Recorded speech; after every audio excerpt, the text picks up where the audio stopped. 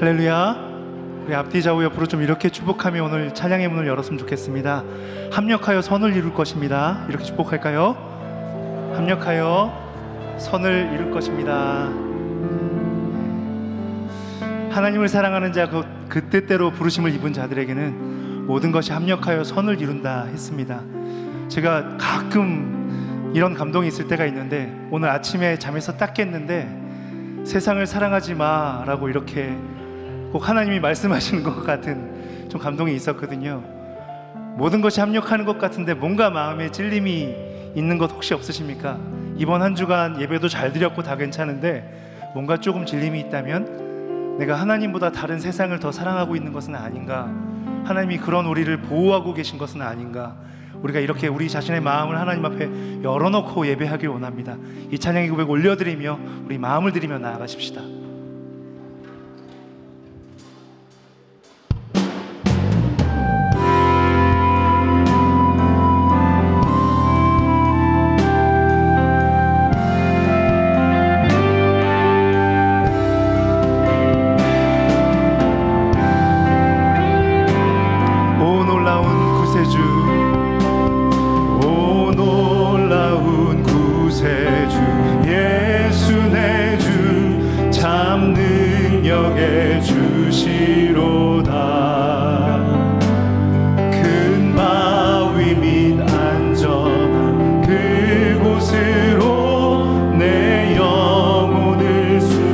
고백하겠습니다.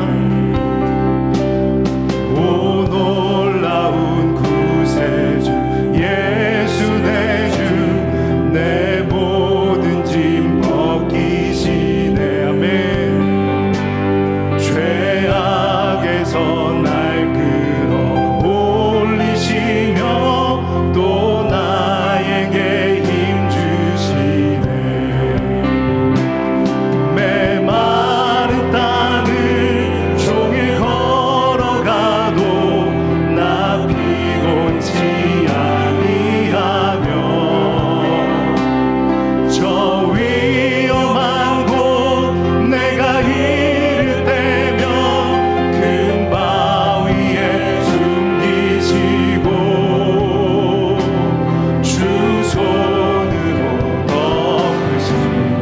신실한 사랑, 더 높은 목소리로 찬양합니다. 증량 못할 은혜로 채우시며 늘 성령에 감아주사 큰 기쁨 주 주님을 찬양토록 내 믿음을 주 예수님 공중에 임하실 때, 주 예수님 공중에 임하실 때 나 일어나 맞이하리. 그 구원의 은총을 노래하리. 저 천군과 천사 함께 할렐루야. 메마른 땅을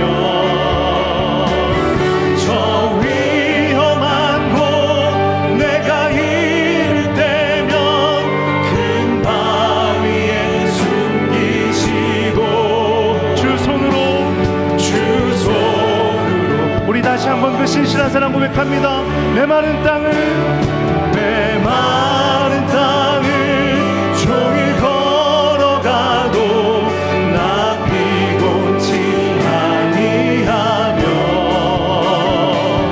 저 위험한 곳 내가 이를 때면 큰 바위에 숨기시고 주 손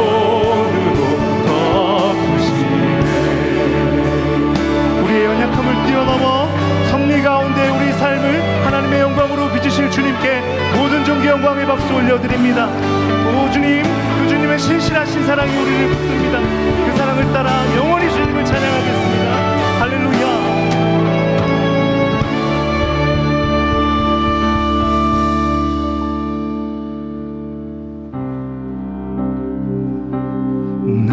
나의 만족과 유익을 위해 가지려 했던 세상 일들 이제 모두 다 해로 여기고 주님을 위해 다 버리네. 내 안에 가장 귀한 것 주님을 알리라. 모든 것 되시며 의와 기쁨 되신 주 사랑합니다.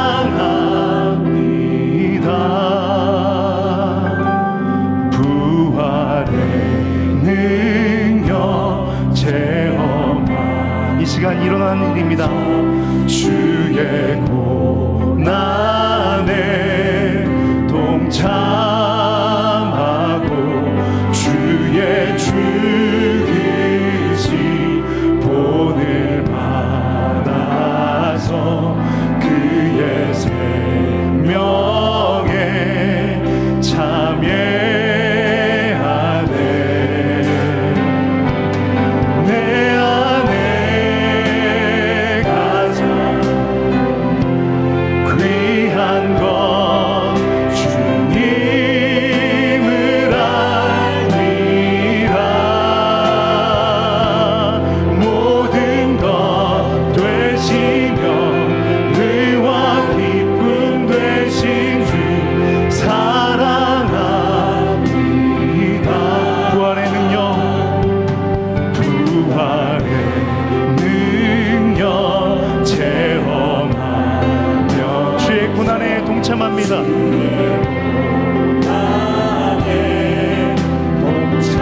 주의 죽으신 본을 받아서 죽으신 본을 받아서 그의 생명에 참여하네. 내 안에 가장 귀한 것 주님을 알리라. 모든 것 되시며 의와 기쁨 되신 주 사랑하. 성도여 다시 한번 고백하십시다. 주님 우리의 모든 것 되십니다. 내 안에 가장 귀한 것 주님을 알리라. 모든 것 되시며 의와 기쁨 되신 주 사랑하. 우리 다시 한번 선포합니다. 주님 나의 모든 것 되십니다. 내 안에 가장 귀한 것 주님을 알리라.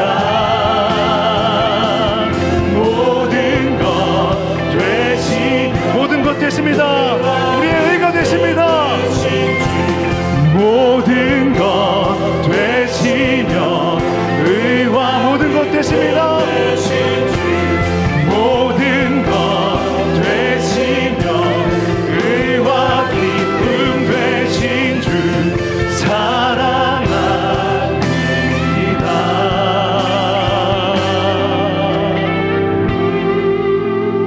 나의 주. 다시 한번 우리의 경배를 받게 합당하신 주님께 모든 사랑과 존귀를 담아 주님의 이름을 영화롭게 하는 박수로 올려드립니다. 할렐루야. 시간 자리에서 일어나셔서 영광의 송영으로 하나님의 임재 앞에 나아가겠습니다.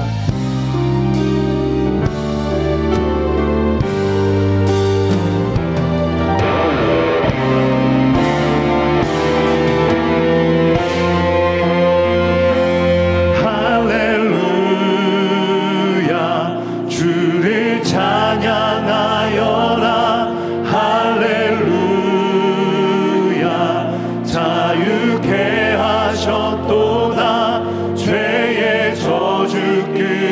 되신 주께 구원이 있도다. 주 예수 나의 산 소망, 주 예수 나의 산 소망.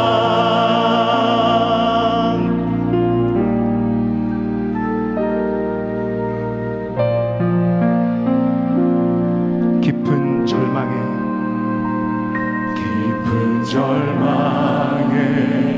수렁 가운데 주님께 갈 수 없던 우리, 어두운 밤 중에 하늘을 향해 주의 이름 나 부를 때 어둠을 뚫고 오신 주 사랑, 나의 절망 거두셨네. 주님의 공로 다 이루셨네. 주 예수 나의 산 소망. 그 누가 주의 자비를 그 누가 주의 자비를 알아. 한없는 은혜 증량할까. 영광을 떠나 이 땅에 오신 죄가 되신 구주 예수. 주의 십자가 선포합니다. 주의 십자가 내게 말하네. 영원히 난 용납되네. 아름다우신 왕 나는 주의 것, 그리스도 나의 산 소망. 할렐루야. 할렐루야. 주를 찬양하여라. 할렐루야. 자유케 하셨도다. 죄의 저주 끊으신 주께 구원이 있도다. 주 예수 나의 산 소망.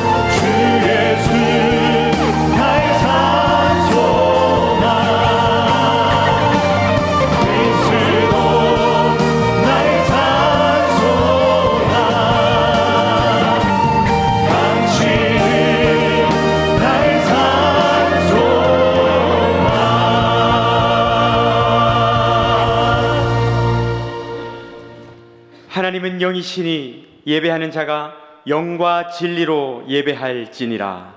아멘.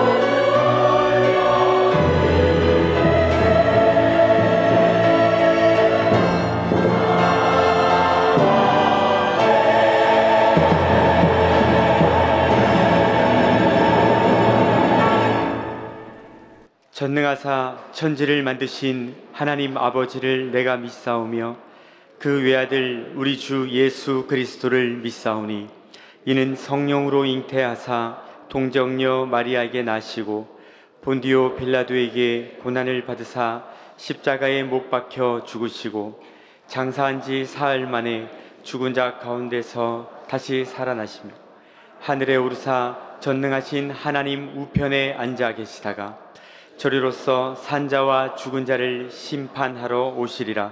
성령을 믿사오며 거룩한 공회와 성도가 서로 교통하는 것과 죄를 사하여 주시는 것과 몸이 다시 사는 것과 영원히 사는 것을 믿사옵나이다.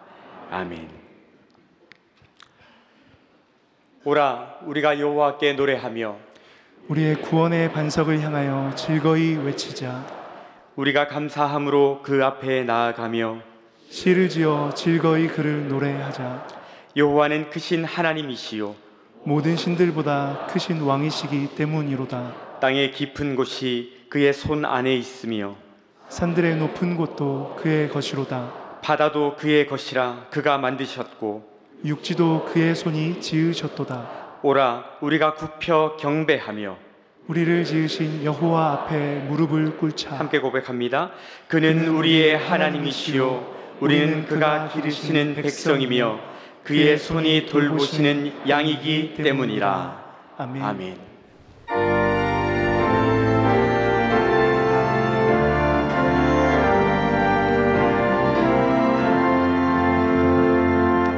왕 되신 주 다 찬양하여라. 영광과 존귀 주께 돌리세. 하늘 위에 높이 계신 주님, 주님의 말씀 존귀하도다. 소망의 주 다 찬양하여라.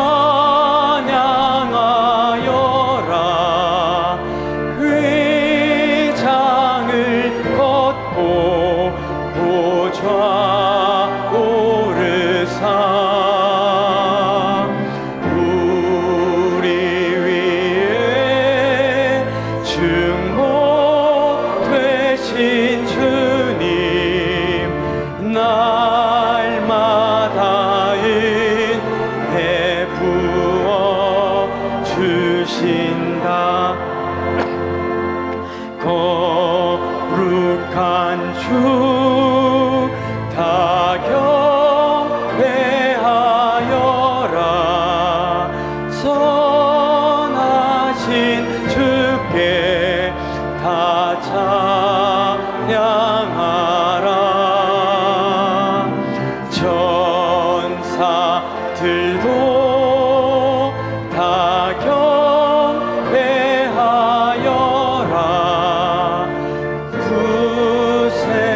구세주의 주 영원하도다.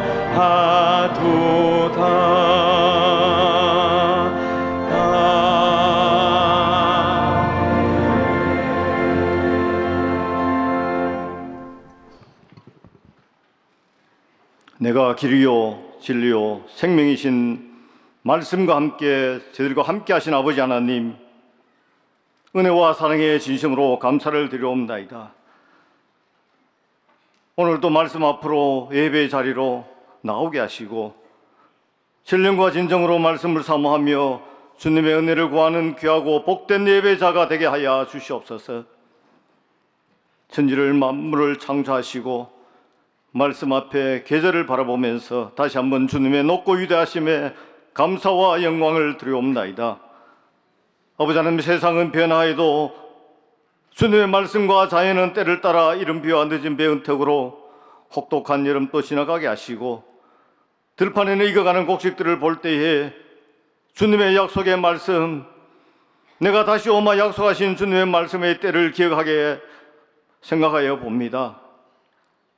나라가 나라를 대적하고 민족이 민족을 전쟁과 기근과 지진으로 말미암아 온 세상은 아버지 갈등과 혼돈 속에 있습니다. 이 시대는 돈을 사랑하며 쾌락을 사랑하며 자기 자신을 사랑하며 노아의 때와 같이 말씀은 홍수 속에 살아가고 있었지만은 아버지 하나님, 경건의 모양은 있었으나 경건의 능력은 잊어버린 때가 아닌지 다시 한번 말씀을 기억하게 하시니 감사합니다. 주님, 저희들의 부족함과 죄를 용서하여 주시옵소서. 자기 자신보다 남을 낫게 여기지 못했음을 용서하여 주시옵소서. 교회를 대적하는 악법과 목사님들을 구속하고 예배를 방해하는 모든 일들을 막아서지 못했음도 주님 용서하여 주시옵소서. 140년 전 암흑과 같던 이 땅, 조선 땅에 선교사님을 통해 복음의 빛으로 말씀을 보내주시고 아버지 하나님의 삼천리 금수강산 하나님 주신 동산이라고 우리 신앙의 선배들은 눈물과 기도와 땀으로 오늘 우리 대한민국을 세계 속의 대한민국으로 세워주심에 주님 감사를 드립니다. 그러나 지금 이 세대는 하나님을 부정하고 자유와 평화를 억압하고 창조 질서를 부정하는 동성애, 차별, 금지법 같은 악법들을 만들고 있습니다. 주님, 불쌍히 여겨 주시옵시고 주님의 능력의 손으로 저희들을 어루만져 주시옵소서. 하나님을 두려워하는 저들 다 될 수 있도록 은혜를 더하여 주시옵소서. 아버지 하나님, 세상의 지식은 사람을 교만하게 한다고 했습니다. 교만은 패망에서 먹이라고도 하여 싸우니 패망에 서지 아니하도록 겸손으로 주를 바라보며 교회를 세워나가며 나라를 세워가는 일들에 최선을 다하게 하여 주시옵소서. 십자가의 사랑으로 하나 되게 하여 주시옵시고 특별히 다음 주부터는 시작되는 추석 명절 가운데 사랑의 덕을 세워나가 주님의 은혜가 임하게 하여 주시옵소서. 아버지 하나님, 오늘 또 우리 목사님 말씀 들고 세워주심에 감사를 드리옵나이다. 준비한 말씀 가운데 성령님 함께하여 주시옵시고 능력의 말씀이 되게 하여 주시옵시고 치유의 말씀으로, 회복의 말씀으로 성령의 충만하게 담대하게 선포하게 하여 주시옵소서. 그 말씀들이 생명이 있는 살아있고 역사하시는 말씀으로 우리 삶에 다 적용될 수 있도록 은혜를 더하여 주시옵소서. 아버지 하나님, 우리 선교지를 기억하여 주시옵시고 우리 선교사님들 안전과 선교사역을 눈동자같이 보호하여 주시옵소서. 우리 찬양대 찬양을 기뻐 받아 주시옵시고 천사도 흠모할 만한 찬양으로 주님 홀로 영광 받아 주시옵소서. 오늘도 우리 내일의 많은 권속들, 아버지 병마로 또 여러 가지 모양으로 참석하지 못한 많은 심령들 주님 어느 곳에 있을지라도 기억하여 주시옵시고 주님 함께하여 주시옵소서. 아버지, 특별히 우리 주일학교와 아버지 우리 상해우, 아버지 우리 외국인 선교를 기억하여 주시옵소서. 그 예배 가운데 주님 함께하여 주시옵시사 그들 가운데 성령의 은혜가 넘쳐날 수 있도록 주님 도와주시옵소서. 예배의 시종을 주께 따가옵고 살아계신 예수님 이름으로 기도 올리옵나이다. 아멘.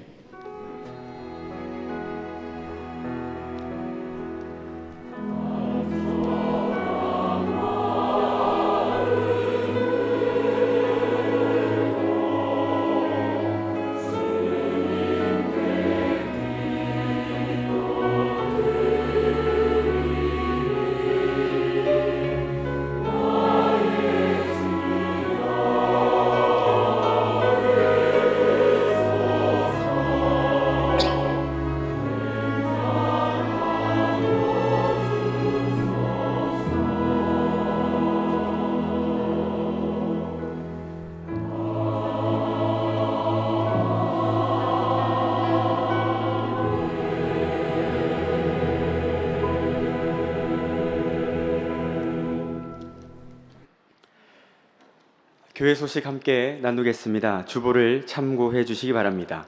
먼저 주일 광고입니다. 정기 당회가 있습니다. 지하철 전도팀 대원을 모집합니다. 대한예수교 장로회 제110회 총회를 은혜 가운데 잘 마쳤고 본교회 이기덕 장로께서 총회 선거관리위원으로 섬기게 되셨습니다. 주중 광고입니다. 월삭 기도회가 10월 1일 수요일에 있습니다. 예고 광고입니다. 미얀마 2차 단기 선교가 10월 5일 주일에서 10일 금요일까지 진행됩니다. 중직 피택자 교육이 10월 12일부터 11월 2일 매 주일 오후 4시에 있습니다. 교육부서 사랑 실천을 위한 후반기 사랑의 온도가 10월 12일부터 26일 주일까지 진행됩니다. 자세한 사항은 주보 3면과 로비 포스터를 참고해 주시기 바랍니다. 기독 청장년면료회 주관 체육대회가 10월 11일 토요일 오전 9시 대구대학교에서 진행됩니다. 신청은 로비 게시판에서 하실 수 있습니다. 추석 연휴 안내해 드립니다. 순장 시그널 휴무 안내로 주보를 참조해 주시기 바랍니다. 청년부 연합 예배가 5일 주일 오후 2시에 비전홀에서 있습니다. 5일 주일 오후 예배는 가정 예배로 드리며 더홀 점심 식사 한 주 쉬게 되는 점 양해를 부탁드립니다. 내일 카페가 5일부터 9일까지 휴무이며 내일 365 기도회 역시 9일 모임 휴무인 점 참조해 주시기 바랍니다. 교우 소식으로 장래를 강한 가정들이 있습니다. 성도님들의 위로를 부탁드립니다. 담임 목사님 동정으로 2025 GMS 필리핀 지역 선교부 선교대의 주 강사로 말씀을 증거하시기 위해 10월 1일 수요일 서울 목동 제일교회로 출타하십니다. 일정 위에서 기도해 주시기를 부탁드립니다. 오늘 함께 보실 하나님의 말씀은 고린도전서 10장 14절에서 22절까지 말씀입니다. 고린도전서 10장 14절에서 22절까지 본문 말씀 중에 19절부터 22절까지 말씀을 제가 봉독하겠습니다. 그런즉 내가 무엇을 말하느냐? 우상의 제물은 무엇이며 우상은 무엇이냐? 무릇 이방인이 제사하는 것은 귀신에게 하는 것이요 하나님께 제사하는 것이 아니니 나는 너희가 귀신과 교제하는 자가 되기를 원하지 아니하노라. 너희가 주의 잔과 귀신의 잔을 겸하여 마시지 못하고 주의 식탁과 귀신의 식탁에 겸하여 참여하지 못하리라. 그러면 우리가 주를 노여워하시게 하겠느냐? 우리가 주보다 강한 자냐? 아멘. 아멘.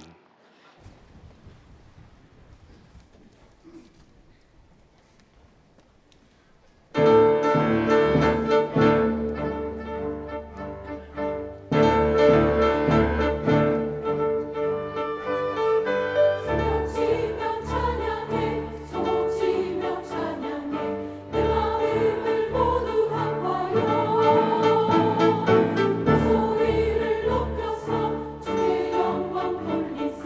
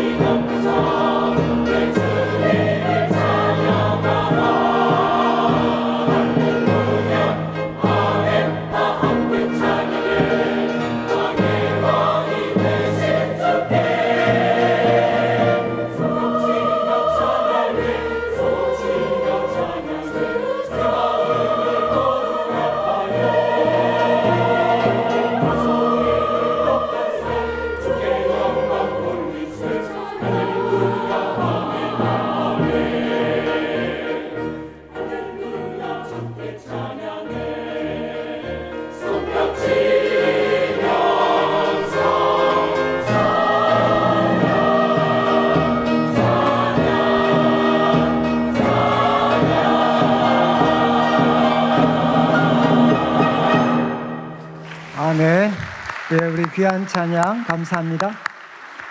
예, 우리 앞뒤 저런 보시고 사랑합니다, 축복합니다 한번 인사 같이 나누겠습니다. 예, 저희들이 계속 이제 고린도전서 말씀을 나누고 있는데 우리 주보 사면을 여러분들이 한번 보시면 좋겠습니다. 이제 주보 사면을 보면 이제 서론이라고 해서 우리가 지금 그 8장부터 10장까지는 사도 바울이 우상 제물의 문제를 이렇게 다루고 있습니다. 그래서 우리 8장에서는 사랑으로 우리가 지식을 잘 통제해야 된다라는 것을 가르쳤고, 그리고 이제 9장에서는 사도 바울 자신에게 적용을 해가지고 이제 바울은 사도로서 놀라운 특권도 가지고 있었는데, 그러니 이제 이 복음의 진보를 위해 또 우리 성도들에게 장애물이 되지 않기 위해서 이제 그 모든 특권들을 이렇게 내려놓는, 그리고 자기는 자유자이지만 모든 사람에게 종이 되는 그런 삶을 이렇게 소개하고 있습니다. 그리고 지난주 나누었던 이제 10장의 말씀, 10장 1절부터 13절까지 말씀은 이제 출애굽 1세대의 그 경험을 통해서 이제 교훈을 받게 됩니다. 그래서 참 출애굽 1세대가 출애굽 그 구원, 그리고 하나님의 임재, 그리고 세례와 같은 그 홍해를 또 이렇게 경험을 하고, 또 신령한 물과 또 신령한 음식을 먹었지만 이제 다수가 하나님께서 기뻐하지 않으셔서 이제 광야에서 망하게 되는 그 내용을 바울이 우리에게 소개하면서, 우리도 이제 하나님의 놀라운 구원을 그렇게 경험을 했지만 이제 악을 우리가 즐거워하지 말고, 그리고 또 우상 숭배하지 말고, 그리고 음행하지 말고, 그리고 이제 주를 시험하지 말고, 그리고 원망하지 마라, 이렇게 사도 바울께서 교훈을 하셨습니다. 이제 오늘과 우리 다음 주에 나누게 될 이 10장 후반부의 내용은 이제 구체적인 적용입니다. 적용. 우상 제물에 대해서 이제 어떻게 해야 되는가 하는 것을 바울이 구체적으로 교훈하고 있는 내용입니다. 그런데 이제 여러분들이 기억하셔야 되는 것은, 이제 오늘 다루는 본문은 어디에서 일어나는 장면인고 하면 신전입니다. 신전.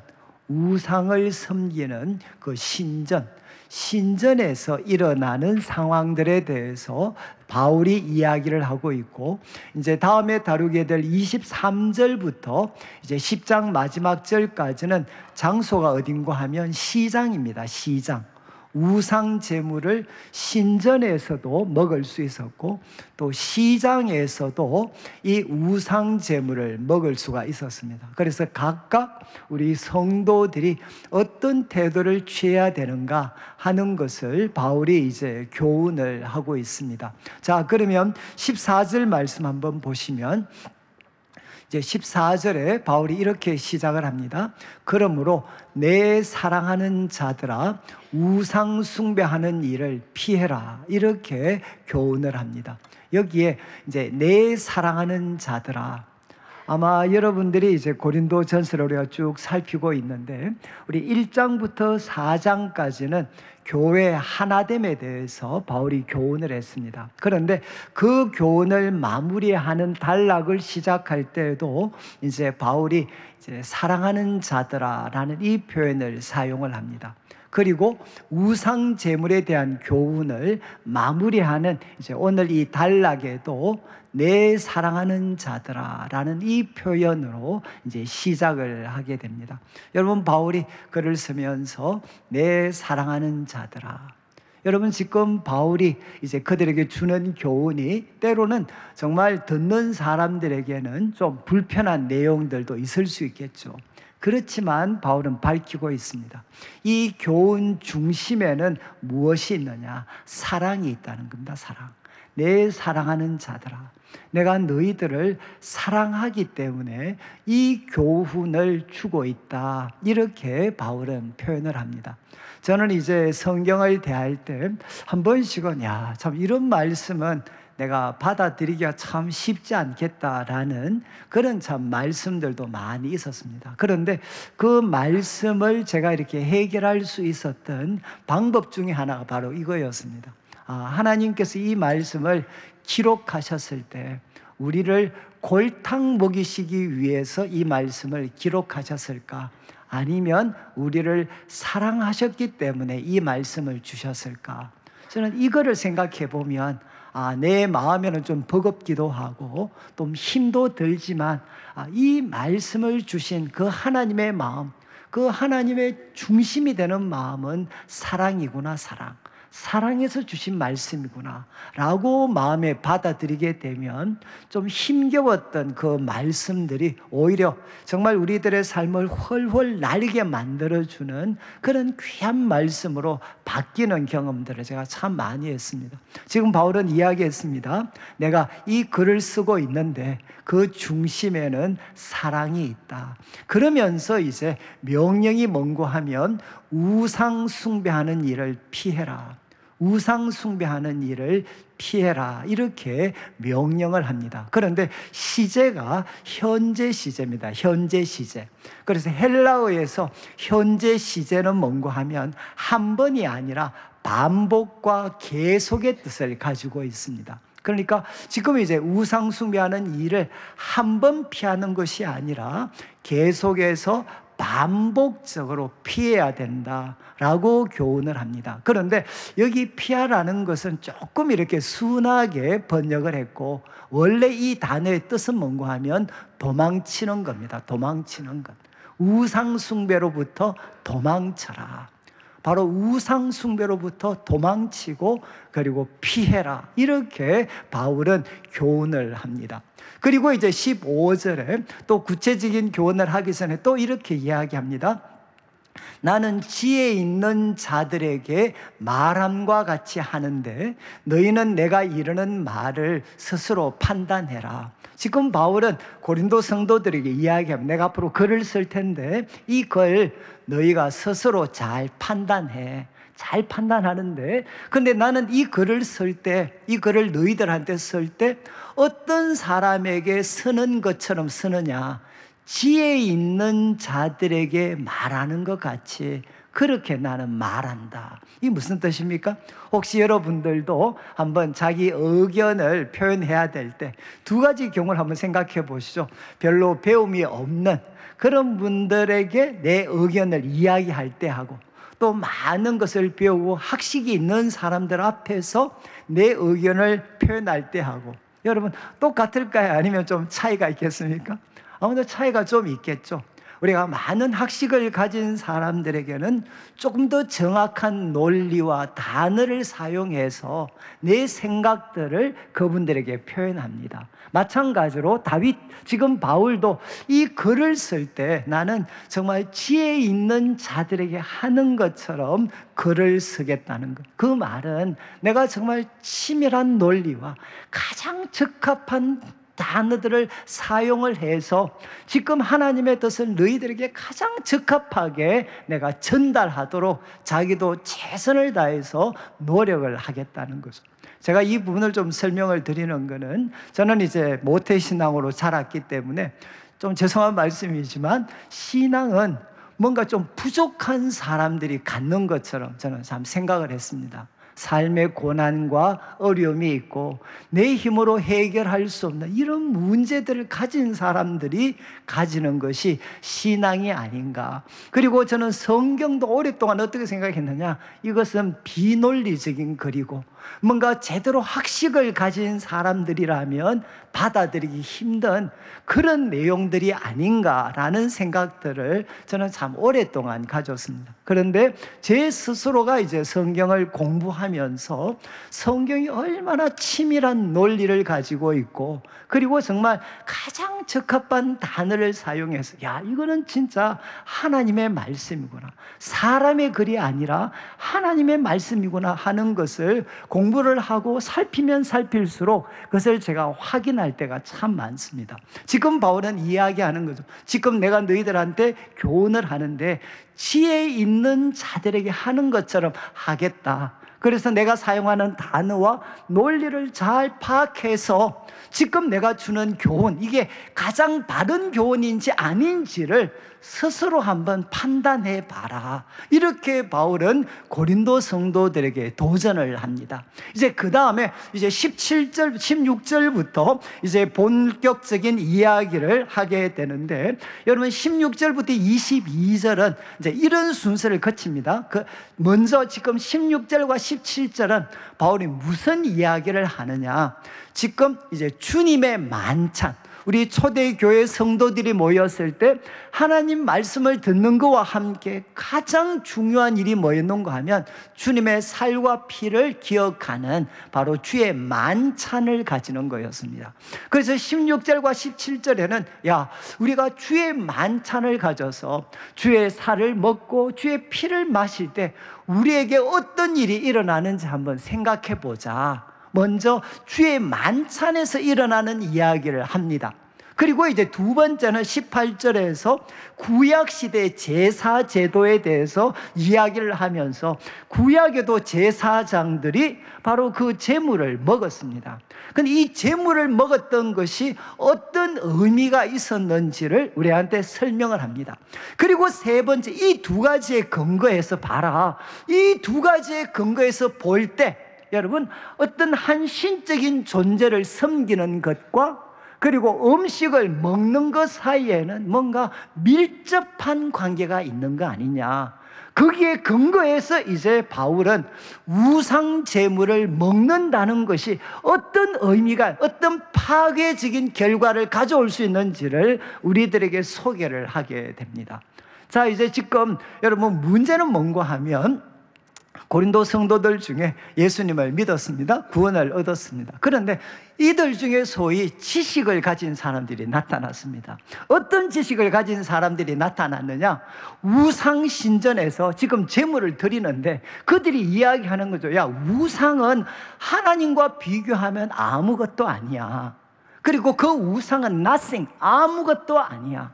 여러분, 만약에 우상이 실제 존재하는 게 아니고 아무것도 아니라면 여러분, 이 우상 앞에 드린 제물이 무슨 의미가 있겠습니까? 존재하지 않는 이런 신에게 드린 이 제물이 여러분 무슨 부정적인 영향을 우리에게 줄 수 있겠습니까? 그래서 이런 지식을 가진 사람들이 우상은 존재하지 않으니까 어떤 행동을 하느냐? 바로 우상 신전에 들어가서 당당하게 그 제물을 먹는 행동을 하는 겁니다. 여러분, 지금 이 행동에 대해서 이제 바울이 정말 부당한 것, 이거는 우상숭배다라는 것을 가르치기 위해서 지금 말씀드린 것처럼 먼저 주의 만찬에서 일어나는 일을 한번 생각해 보자. 자, 16절 보시죠. 16절에 여러분, 우리가 참 주의 만찬을 나눌 때 바로 거기에는 포도주와 떡을 우리가 먹게 됩니다. 그 장면을 설명할 때 우리가 축복하는 바 축복의 잔, 여러분, 이 축복의 잔을 마시는 것은 무엇이냐? 그리스도의 피에 참여함이 아니냐. 이게 아니냐는 것은 다 수사의문문입니다. 그러니까 강한 긍정을 설명하는 겁니다. 여러분, 우리가 주의 만찬에서 축복의 잔을 마시는 것은 무엇이냐? 그리스도의 피에 참여하는 것이다. 그리고 우리가 떼는 떡은 무엇이냐? 그것은 그리스도의 몸에 참여하는 것이다. 이렇게 바울은 설명을 합니다. 여기에 중요한 단어가 뭔가 하면 이 참여라는 단어입니다. 여러분, 헬라어에는 어떤 단어를 사용하고 있는가? 바로 코이노니아입니다. 코이노니아. 많이 들어보셨죠? 우리 교회에서 신약시대 성도들이 가졌던 코이노니아. 그런데 이 코이노니아는 여러분, 원래 문자적인 뜻은 무엇이냐? 함께 가지고 있는 겁니다. 문자적인 뜻은 코이노니아는 함께 가지고 있는 겁니다. 함께 가지고 있으니까 이 코이노니아는 어떤 뜻을 갖느냐? 교제라는 뜻을 가지게 돼. 여러분, 어떤 사람하고 우리가 사귈 수 있습니까? 같은 것을 가진 사람들과 우리가 교제할 수 있죠. 그래서 코이노니아는 교제라는 뜻으로 많이 사용이 됩니다. 그리고 두 번째는 어떤 뜻을 가지느냐? 오늘 본문처럼 참여하는 것. 바로 거기에 참여하는 것, 참여의 뜻을 가질 때가 있습니다. 그리고 세 번째는 어떤 뜻인가 하면 여러분 바로 나누어 가지는 거니까 코이노니아는 나눔의 뜻을 가질 수도 있습니다. 그래서 어떤 문맥을 따라서 이 코이노니아는 여러분 교제의 뜻을 가질 수도 있고, 그리고 참여의 뜻을 가질 수도 있고, 그리고 헌금처럼 나눔의 뜻을 가질 수도 있습니다. 지금 바울은 이야기합니다. 우리가 바로 잔을 마시는 것은 무엇이냐? 여러분 이렇게 말하지 않습니다. 그리스도의 피를 기억하는 것이다. 여러분 그리스도의 피를 기억하는 것이다 라고 말하지 않고 그리스도의 피에 참여하는 것이다. 참여. 그리고 또 이제 우리가 떡을 먹는 것은 무엇이냐? 그리스도의 몸에 참여하는 것이다. 참여하는 것이다. 이 참여는 결국 무엇이겠습니까? 그리스도의 피에 참여할 때 우리를 위해서 흘리신 그 죄사함의 그 은혜가 우리들의 삶 속에 다 흘러들어오게 되죠. 또 우리가 떡을 뗄 때 여러분 주님의 그 몸, 그 주님의 몸을 먹고 마시면서 주님의 생명이 우리 속에 흘러들어오는 것. 이게 뭔가 하면 참여하는 겁니다. 참여하는 것. 지금 바울의 가르침은 야 주의 만찬을 한번 생각해봐. 그 주의 만찬에서 먹고 마시는 것은 무엇이냐? 그리스도와 코이노니아가 이루어지는 거야. 그리스도와 친밀한 교제와 연합이 일어날 때가 언제냐? 바로 성만찬 먹고 마시는 자리에서. 그래서 이어지는 17절을 한번 보시죠. 여러분 이어지는 17절 말씀은 이거는 하나님과 영적인 교제뿐만 아니라 여러분 이 성찬식 초대교회 장면입니다. 떡이 하나다. 지금은 우리가 떡을 다 잘랐는 것을 드리는데 초대교회는 떡이 하나였습니다. 그리고 모든 성도들이 그 떡을 하나씩 떼어서 먹었습니다. 바울은 이 구절을 통해 설명을 합니다. 야 떡은 하나잖아. 그런데 많은 우리가 한 몸이다. 왜? 바로 우리가 다 한 떡에 참여하고 있기 때문에, 똑같이 코이노니아입니다.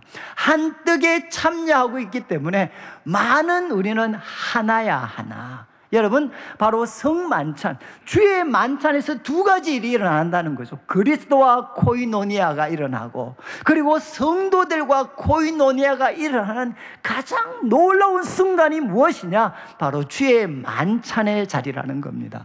자, 그 다음 이제 18절은 구약 제사 제도를 이야기합니다. 구약 제사 제도에도 제물을 먹는 자들이 있습니다. 여러분 제사 후에 제물을 먹는 자들이 있는데 바울은 이렇게 이야기합니다. 제단에 참여하는 자들이 아니냐. 여기 참여는 똑같이 코이노니아입니다. 제물을 먹는 사람은 제단의 코이노니아를 하게 된다. 여러분 이게 무슨 뜻이죠? 제단은 무엇을 나타내는 단어냐? 그 제단이 섬기는 바로 존재. 구약 성경이면 그 제단이 섬기는 하나님과 무엇이 묶여지느냐? 제물을 먹는 사람은 그 제단이 섬기는 하나님과 묶여지게 되는 거다. 여러분 이것을 바울은 18절에서 설명을 합니다. 여러분 지금 주의 만찬이나 구약의 제사나 공통점은 무엇이냐? 여러분 먹고 마시는 것은 섬기는 하나님 그리스도와 코이노니아 묶여지는 관계가 바로 형성되고 있다는 겁니다.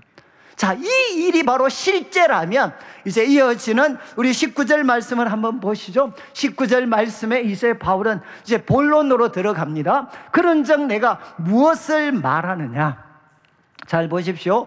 우상의 제물은 무엇이고 그리고 우상은 무엇이냐?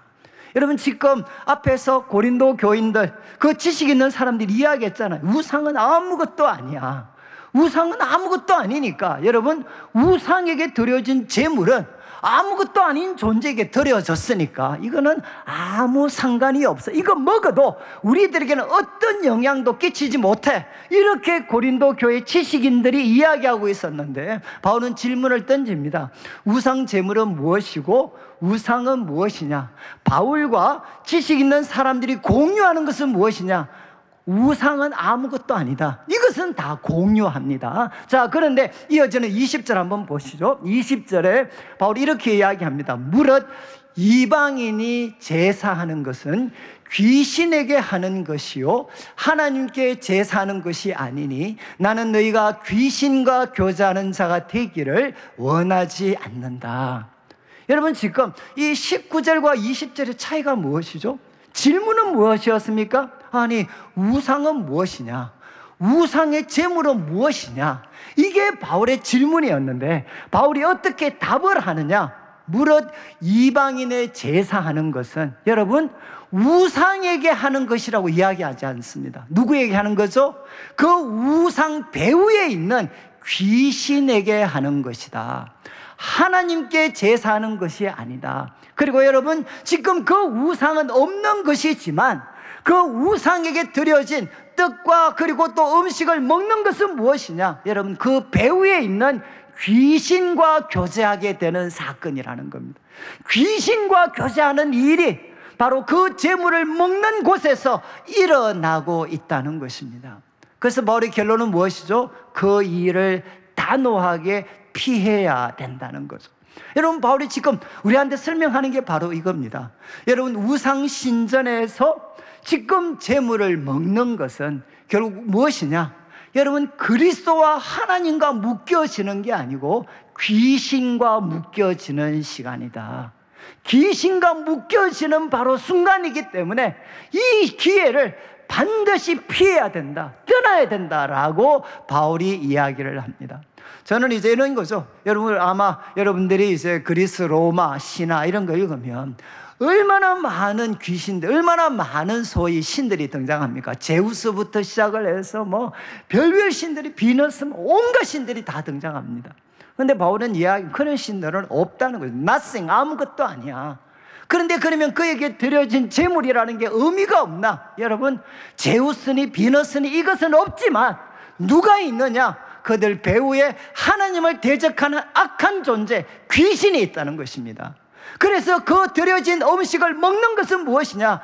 귀신과 사귀는 거다. 그리고 귀신과 묶여지는 시간이다 라고 바울은 우리에게 도전을 합니다. 그리고 이제 이어지는 21절을 보시죠. 21절의 강조점은 무엇입니까? 너희가 주의 잔과 귀신의 잔을 겸하여 마시지 못하고 주의 식탁과 그리고 귀신의 식탁에 겸하여 참여하지 못하리라. 두 번이나 반복되는 말이 무엇입니까? 겸할 수가 없다. 귀신의 잔과 하나님 주님의 잔이 겸할 수가 없다. 그리고 주의 식탁과 그리고 귀신의 식탁을 우리는 겸하여 가질 수가 없다는 겁니다. 그러면 여러분, 주의 식탁을 가진 자가 이런 귀신의 식탁, 귀신의 잔에 참여하는 것은 무슨 행동이 되나? 22절을 보시죠. 22절 마지막 이런 질문을 던집니다. 그러면 우리가 주를 노여워하시게 하겠느냐? 여러분, 여기에 사용된 단어는 이것이 정확합니다. 우리가 주를 질투하게 하겠느냐? 여기의 뜻은 질투입니다. 그냥 노여움이 아닙니다. 질투입니다. 질투. 여러분, 구약 성경의 질투는 어디에 사용되어졌을까요? 하나님께 이 질투가 사용되어졌을 때 배경은 무엇이냐? 콘텍스트는 언제나 우상 숭배입니다. 여러분, 하나님이 아닌 다른 하나님을 대적하는 존재와 묶여지는 것은 무엇이냐? 하나님을 노여워하게, 질투하게 만드는 사건이다. 그러면 여러분, 구약의 이스라엘 역사가 보여주는 것이 무엇이죠? 바로 이스라엘 백성들이 우상 숭배를 통해 하나님을 진노하게 했을 때, 질투하게 했을 때 하나님이 어떤 심판을 보여주셨는가? 이것이 구약의 이야기입니다. 그래서 바울은 질문합니다. 우리가 주보다 강한 자냐? 여러분, 이 말은 무엇입니까? 우리가 질투 가운데서 심판하시는 하나님보다 우리가 더 강하면 아무 일이 없을 수 있겠지만 우리는 그렇지 못하다는 겁니다. 그래서 여러분, 바로 우상신전, 우상 그 축제 자리에 참여해서 함께 제물을 먹는 것은 아무런 사건이 안 일어나는 것이 아니라 여러분, 바로 귀신들이 들끓는 곳에서 귀신들과 교제하며 귀신들과 묶여지는 가장 위험한 순간이다. 그러니까 그 순간을 피하고 도망쳐야 된다. 이렇게 바울은 교훈하고 있습니다. 저는 아마 이제 또 다음 주가 이제 추석 연휴가 시작이 되니까 아마 참 저는 요즘 우리 한국 사회가 많이 바뀌어서 요즘은 아마 우리 성도들 중에 이제 추석이 이렇게 가까우면 목사님 기도해 주십시오. 그래서 이번에도 또 이렇게 제사 문제가 부딪힐 것 같은데 목사님 제가 잘 이렇게 극복할 수 있도록 해 주십시오. 요즘 이런 부탁하시는 분이 거의 없습니다. 이거는 이제 딴 게 아니고 참 한 1, 20년 전만 하더라도 이 제사라는 게 우리 참 성도들한테 너무 무거운 그런 짐들이었던 순간이 있었습니다. 그런데 이제는 세상이 바뀌어가지고 안 믿으시는 분들도 이제는 제사에 대해서 이전과는 다른 태도를 보입니다. 근데 중요한 것은 여러분 제사를 우리가 어떻게 이해를 할 건가? 여러분 지금 성경은 이야기하서는 여러분 추석날은 우리 부모님들 또 우리를 참 사랑으로 돌봐주셨던 앞선 세대 분들이 얼마나 많습니까? 그분들을 통해 베풀어 주신 사랑, 은혜, 교훈 잘 기억을 하고 기억하면서 우리가 해야 될 행동은 무엇이죠? 그분들을 우리에게 허락해 주신 하나님께 감사와 예배를 드려야 됩니다. 여러분 그 어떤 조상들한테 예배를 드리는 날이 아니라 그 조상들을 우리에게 주신 우리 하나님께 예배를 드리는 것이 우리 성도들의 마땅한 삶이라는 거죠. 자, 그런데 저는 참 이제 그 청년들을 지도하면서 제일 곤란했던 그 질문이 뭔가 하면 어떤 우리 그 형제나 자매가 예수님을 믿고 이제 제사를 이제 드리질 않습니다. 제사 드리지 않기로 결심을 하고 그것을 이렇게 행동에 옮겼어요. 그러면 꼭 꿈에 누가 나타나시죠? 돌아가신 아버님이 찾아오셔가지고 내가 지금 너무 배가 고프다. 그래서 이번 추석은 좀 기억해 주면 좋겠다. 이제 이런 질문을 하게 돼요. 여러분 그때 목사님 제가 어떻게 해야 됩니까? 그러면 우리의 모범적인 정답은 우리 나타나신 분은 아버님이 아니고 귀신이니까 나사렛 예수 이름으로 물러가라. 이렇게 제가 이야기하라고 교훈하고 싶지만 여러분 그래도 아버지 모습을 한 귀신한테 나사렛 예수 이름으로 귀신은 물러가라. 제가 참 이 말은 차마 잘 이렇게 말을 못하겠더라고요. 도대체 이 지금 정말 우리가 제사를 지내지 않을 때 이 자녀들에게 나타나는 이 존재가 누군가도 근데 제가 이게 참 이 고민이었어요, 사실은. 그런데 제가 캐나다에서 유학 갔을 때 참 제가 재밌었던 게 우리 그 목사님 그곳에서 오래 생활하시고 백인들과도 같이 공부를 오래 하셨던 분이 그렇게 설교 때 그런 말씀을 하셨어요. 여러분, 이 한국의 귀신하고 이 지금 이쪽에 백인들 귀신하고 좀 다르대. 그러면서 이분이 하시는 말씀이 자기가 지금 백인들을 많이 만났는데 백인들 가운데 제사를 안 드렸기 때문에 꿈에 내가 배가 너무 고프다. 나 좀 챙겨줘라. 이런 귀신을 만난 백인들은 거의 없다는 거예요. 이런 귀신은 누구한테만 나타나나? 한국 사람한테만 나타난다. 그리고 정말 소위 말해서 백인들한테는 어떤 귀신의 모습으로 나타나느냐? 소위 말해 I'm power. 파워의 모습으로 바로 그들에게 나타난다. 그때 그분이 저한테 정확하게 그 말씀 듣고 나니까 죄송합니다. 정말 이렇게 부모님의 모습으로 찾아오는 존재는 여러분 이것은 실제 그분들이 아니고 여러분 귀신들입니다. 만약에 거기에 있다면 우리 부모님들이 똑같은 영들이 다 있다 그러면 백인들한테 똑같이 나타나야 되잖아요. 왜 우리한테 우리 한국 사람들이 뭐 나타나겠습니까? 조상 숭배에 대해서 우리가 묶여 있으니까 그 문화의 모습으로 찾아오는 거죠. 저는 우리 성도님들 이제 참 그런 분들이 많지 않으실지 모르겠지만 우리가 제사 제도는 결국 어떤 기회가 되어야 되느냐? 귀신과 묶이는 시간이 아니라 하나님과 묶이는 기회가 되셔야 돼요. 그래서 정말 우리 귀한 부모님들, 우리를 사랑해 주셨던 수많은 분들을 기억하고 감사하고 그리고 그분들이 주신 교훈을 우리 마음에 새기되 여러분 그분들 배후에 누가 계셨는가? 천지와 만물을 창조하신 하나님께서 계시기 때문에 그 하나님께 예배드리는 날이 되어야 되지 그 조상신들에게 만약에 제사를 드린다면 그것은 무슨 날이 될 수 있나? 우리가 귀신에게 묶일 수 있는 시간이 될 수가 있습니다. 지금 바울이 우리에게 도전을 했습니다. 우상숭배의 일을 피해라. 근데 여러분 제사만큼이나 복잡한 게 무엇이죠? 저는 청년들과 오래 있었기 때문에 요즘은 좀 그런 친구들이 많지 않은 것 같아요. 우리 청년들은 아마 고등학교를 졸업한 신실한 청년들은 언제나 제사, 어른들이 제사라면 우리 청년들이 제일 먼저 부딪히는 공간은 언제겠습니까? 바로 이렇게 회식 자리입니다. 대학을 갔을 때 동창회니 직장을 가면 회식 자리. 거기 가면 소위 이 시대 우상인 자기와 돈과 쾌락, 그것이 지배하고 있는 공간이 바로 이 회식 문화의, 오랫동안 회식 문화의 공간이었어요. 그래서 저는 청년들이 신학기 새롭게 시작을 하면 언제나 저에게 상담했던 게, 목사님, 이번에 처음 제가 동문회 가는데, 처음 회식 가는데, 목사님 어떻게 하면 내가 이 술을 안 먹고 좀 버틸 수 있겠습니까? 목사님 좀 지혜를 주십시오. 이런 사람들 정말 많습니다. 저는 이제 오늘 말씀을 통해서 제가 이제 오늘 강연을 보시면 성경에 이 어떤 우상숭배, 이 우상숭배에서 피했던 그 놀라운 경험을 했던 사람들은 아마 제가 볼 때는 다니엘과 세 친구가 가장 대표적인 것 같아요. 그래서 마지막에 여러분 3장 한번 보시죠. 먼저 3장을 보시면 3장에는 무슨 이야기가 나오느냐, 느부갓네살이 자신의 모습으로 금신상을 만듭니다.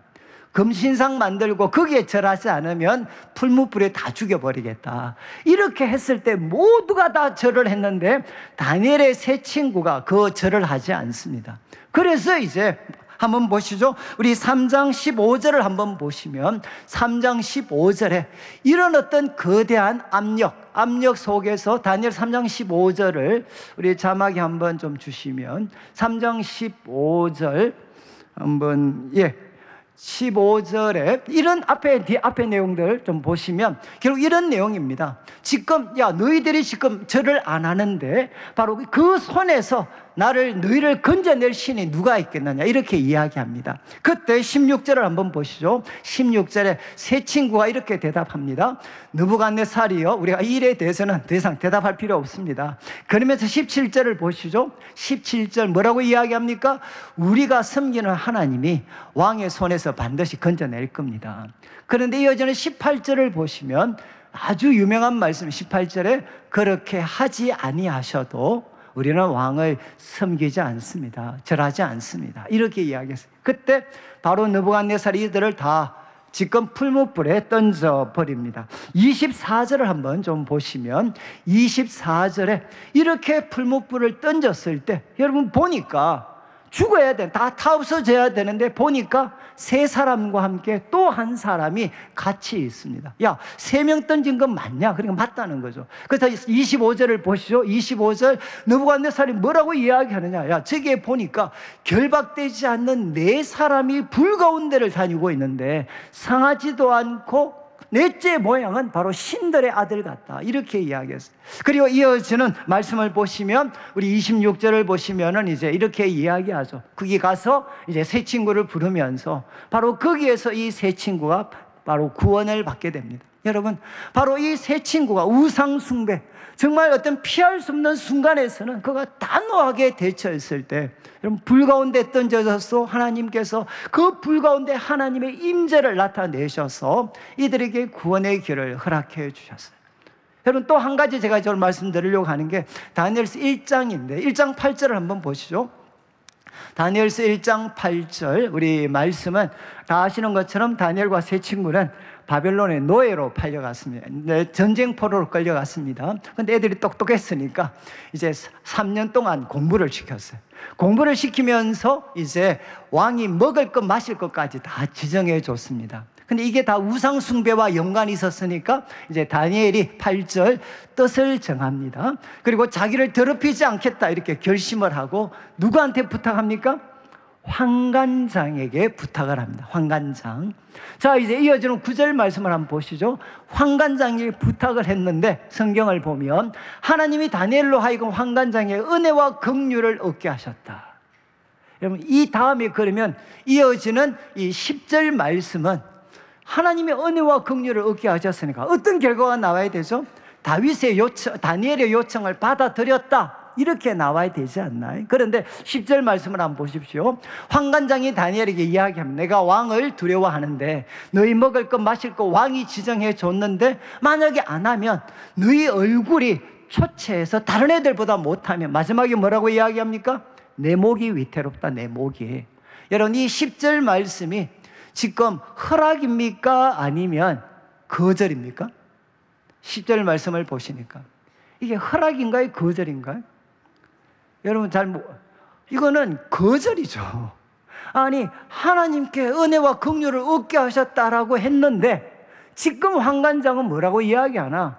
지금 거절을 합니다. 거절. 이유가 뭐죠? 이유가 뭡니까? 너가 안 먹으면 너희 얼굴이 못하면 내 목이 위태로워. 이렇게 해서 거절을 했어요. 여러분, 하나님의 은혜를 얻게 하셨는데도 거절을 당했습니다. 자, 그런데 11절을 보시죠. 11절에 환관장이 다니엘과 하나냐, 미사엘, 아사랴를 감독하게 한 사람에게 다니엘이 말합니다. 이게 중요한데 지금 11절에 다니엘이 말한 사람은 환관장과 같은 사람입니까? 다른 사람입니까? 지금 뭐 다 졸리시는데 이렇게 복잡하게 이야기해서 죄송합니다. 지금 여기 등장하는 여러분 11절에 나온 사람과 앞에 8절에 나온 환관장은 같은 사람입니까? 다른 사람입니까? 여러분, 다른 사람이잖아요. 환관장이 다니엘과 세 친구를 감독하라고 맡긴 사람한테 다니엘이 찾아갔어요. 여러분, 죄송한데 제가 이 11절에 나오는 인물이 환관장과 다른 사람이라는 것을 제가 신학교 가서 알았습니다. 저는 당연히 어떻게 생각했나? 환관장한테 부탁했고 하나님께서 은혜를 받게 하셨다 그랬으니까 바로 성락을 받은 줄 알았어요. 바로 안 먹게 된 줄 알았어요. 그런데 지금 여기 보면 여러분, 지금 환관장은 거절을 했잖아요. 그런데 다니엘이 두 번째 누구한테 찾아가느냐? 환관장이 이 사람들, 자기들을 감독하도록 맡긴 사람한테 찾아갑니다. 두 번째 인물한테 찾아가요. 이 쉽게 말씀드리면 환관장은 학교에서 교장 선생님과 같아요. 그런데 두 번째 나온 이 인물은 누굽니까? 담임 선생님과 같은 사람입니다. 이해하시겠어요? 이제 이 사람한테 가서 12절을 보시죠. 다니엘이 뭐라고 이야기하나? 12절에 당신의 종들을 열흘 동안 시험해 보셔서 채식을 주고 물을 주어 마시게 한 후에 13절 보십시오. 13절, 당신 앞에서 우리의 얼굴과 왕의 음식을 먹는 소년들의 얼굴을 비교해 보아서 당신 보기에 좋은 대로 하십시오. 이렇게 지금 다니엘이 제안을 합니다.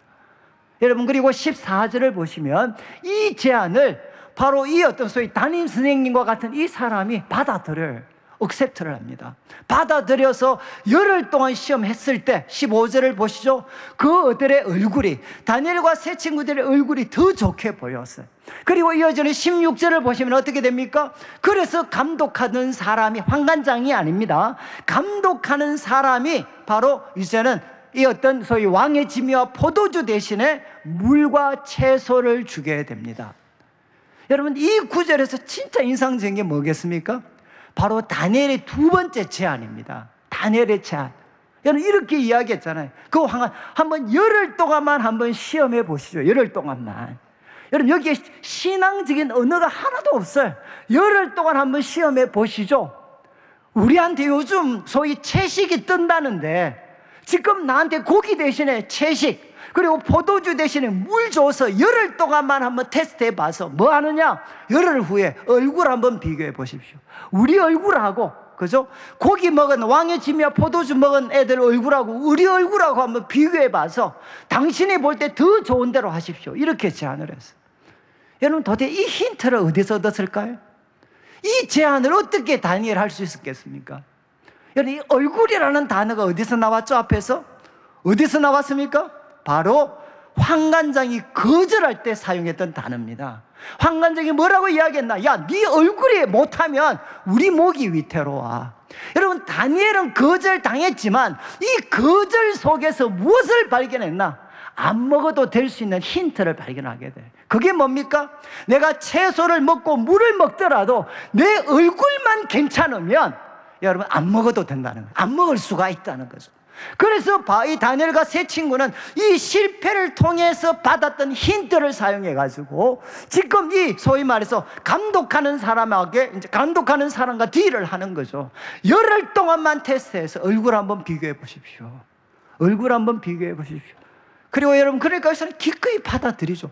아니, 얼굴 안 좋으면 그대로 하면 되는 거, 좋으면 놔두면 되는 거고. 그리고 여러분 지금 다니엘이 세 친구가 열흘 동안 있잖아요. 왕의 소위 말 채소 먹을 때 황소처럼 먹었을까요? 물도 그냥 완치 폭탄주 마시는 것처럼 그래 먹었을까요?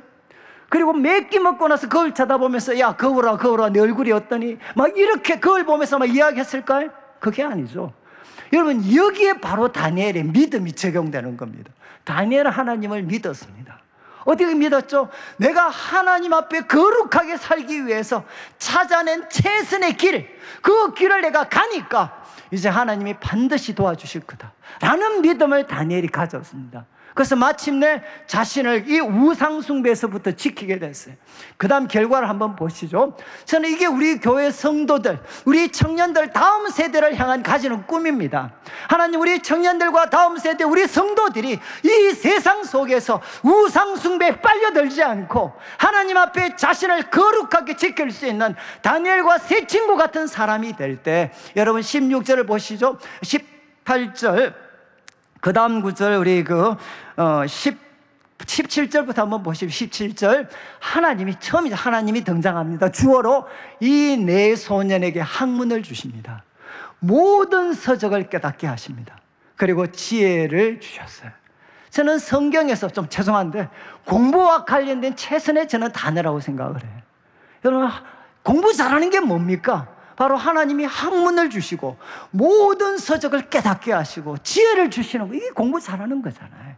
여러분 하나님께서 바로 이 하나님 앞에 거룩하게 살려고 몸부림치면서 그 길을 찾아낸 이 청년들에게 하나님은 학문과 모든 지식을 깨닫게 하시고 지혜를 주시고 다니엘에게는 영적인 통찰력까지 주셨어요. 그리고 18절을 한번 보시죠. 18절 왕이 말한 대로 이제는 그 기간이 끝났습니다. 공부하는 기간이 끝났습니다. 이제는 면접을 보게 됐습니다. 이어지는 그 다음 구절 한번 비춰주시죠. 이제 왕이 그들과 인터뷰를 해보니까 여러분 다니엘과 세 친구와 같은 자가 없었습니다. 그래서 그들을 왕 앞에 서게 되죠. 그 다음 구절 20절을 보시면 왕이 그들과 대화를 해보니까 그들의 지혜와 총명이 온 나라 백수와 어떤 그 박수들보다도 10배나 나은 줄을 알았다.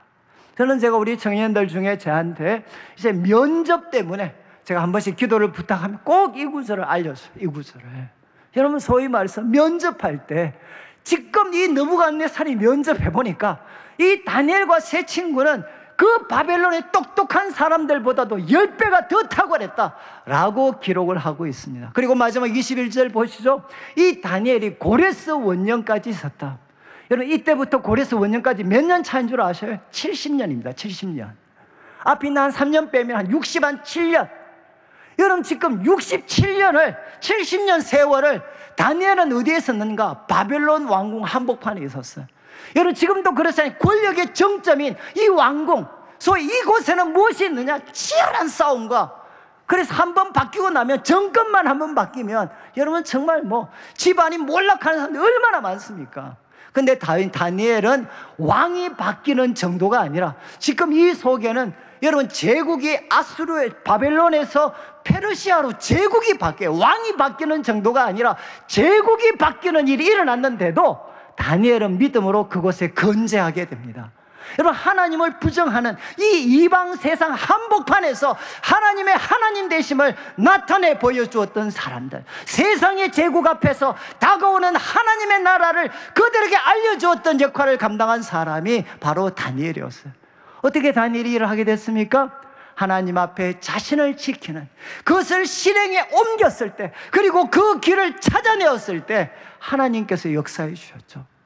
저는 우리 성도님들, 그리고 우리 다음 세대, 우리 청년들이 여러분 이 우상숭배, 자기와 돈과 쾌락이 하나님이 되어버린 이 시대 속에서도 여러분 하나님 앞에 하나님 백성으로서 자신의 거룩함과 정체성을 잘 지킬 수 있도록 우리가 도와주어서 저는 우리 성도들, 다음 세대 우리 청년들이 다니엘과 세 친구와 같이 세상을 압도할 수 있는 하나님의 사람들로 세워지게 되기를 주님의 이름으로 축원합니다. 우리 같이 한번 찬양을 드리겠는데, 우리 찬송가 누가 주를 따라 459장 우리 1절과 3절만 우리 같이 찬양을 드리겠습니다.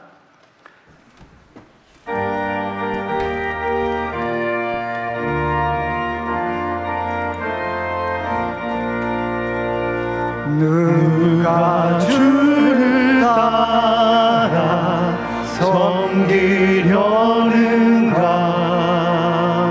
누가 죄를 떠나 주만 따를까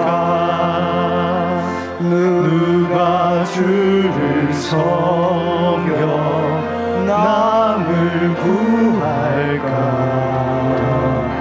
누가 주의 뒤를 따라가려나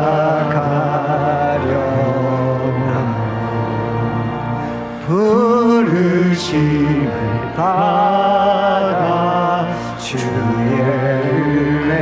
은혜로 주를 따라가네 주만 따르네 3절입니다 환난 핍박 많고 원수 강하나 주의 용사 더욱 힘이 강하니 누가 능히여 넘어뜨리라 변함없는 진리 승리하리라 기뻐 찬송하며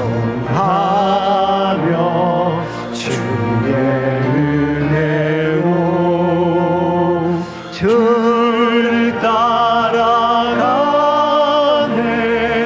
주만 따르네.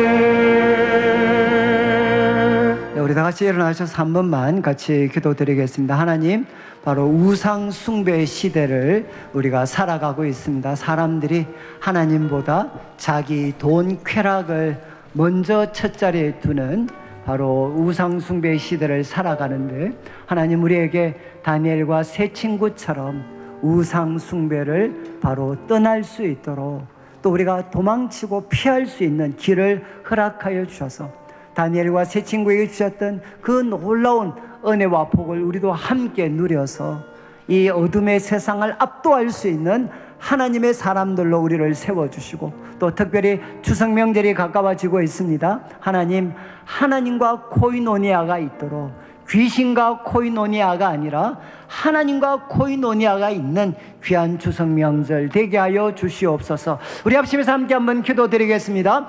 하나님 아버지, 하나님 아버지 감사를 드립니다. 하나님 아버지, 하나님 아버지, 우리가 참 우상 숭배 시대를 살아가고 있습니다. 하나님 아버지, 주님 앞에 기도합니다. 날마다 주님과 친밀한 교제와 또한 하나님 아버지 연합을 우리가 맛보게 하여 주시고, 하나님 아버지 무엇보다도 이 우상 숭배를 우리가 피할 수 있는 은혜를 허락하여 주셔서 귀신과의 코이노니아가 아니라 하나님과 우리 예수님과 코이노니아가 이루어질 수 있도록 하나님 도와주시기를 원합니다. 하나님 아버지, 주님 앞에 기도합니다. 다니엘과 세 친구의 이 모습들이 우리 성도들의 모습, 우리 자녀들의 모습이 되게 하여 주시옵소서. 하나님 아버지 감사합니다. 오늘도 사랑하는 성도님들, 주님 앞에 귀한 예물을 드립니다. 이물질 속에 담겨져 있는 우리 성도님들의 눈물과 기도와 땀, 믿음과 사랑의 고백을 연락하시고 먼저 주의 나라와 의를 구하는 주의 백성들에게 약속하신 대로 모든 것을 더하여 주시옵소서. 하나님 아버지, 참 우리가 살고 있는 이 세상 구석구석에서 우리를 우상 숭배로 유혹하는 그런 아버지의 참 모습들이 많습니다. 하나님, 다니엘과 세 친구처럼 하나님 아버지, 하나님 백성의 거룩함을 지킬 수 있는 하나님 그 길을 구하고 찾고 두드려서 마침내 하나님 백성의 거룩함을 지켜 이 세상을 압도할 수 있는 하나님의 사람들로 우리 성도들, 우리 자녀들, 우리 다음 세대가 세워지게 하여 주시옵소서. 하나님 아버지, 추석 명절이 이제 가까워집니다. 주님과 코이노니아가 깊어지는 복된 교회가 되게 하여 주옵소서. 예수님의 이름으로 기도드립니다. 아멘. 지금 우리 주 예수 그리스도의 크신 은혜와 하나님 아버지의 극진하신 사랑과 성령 하나님의 감화 감동 위로하시고 교통하심이 우상 숭배를 피하고 하나님 백성의 거룩함을 잘 지켜서 다니엘과 세 친구처럼 이 이방의 세상을 압도하는 하나님의 사람들로 살아가기를 다짐하는 모든 성도들 위해 지금부터 영원토록 함께 있을지어다. 아멘.